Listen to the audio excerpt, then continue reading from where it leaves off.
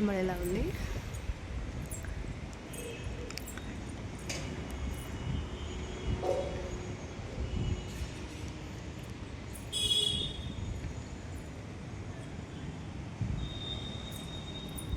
అసలు కలబంద అయితే ఎక్కువ ఎదగట్లేదు ఎందుకో.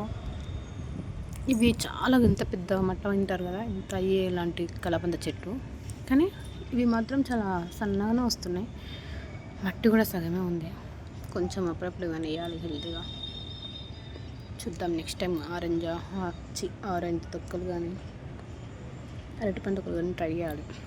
మరీ చిన్నగా ఉంటుంది, అస్సలు పెద్దగా అవుతలేవు. నేను వాడుకుందామని అనుకున్నప్పుడల్లా ఇంతే ఉంటున్నాయి. గట్టిగా అయిపోయింది మట్టి కూడా. ఇది ఆ కుండీలో బాగుంటుంది మట్టి, ఇవే బాగుంటాయి. అక్కడ డబ్బా ఉంది కదా, కూలర్ డబ్బా, అందులో కార్లనే మట్టి బాగుంటాయి. పల్లీలు, ఈ ఉల్లిగడ్డ కూడా నేనే పెట్టిన, చాలాసార్లు వస్తూనే ఉంటుంది.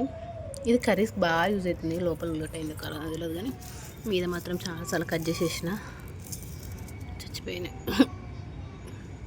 ఉన్నదో లేదో కూడా వెళ్ళట్లేదు, చచ్చిపోయింది అనుకుంటా. ఏం లేదు, వేరొకటో. ఇవి ఎంతమంది తెలుసు, సబ్జా గింజలు.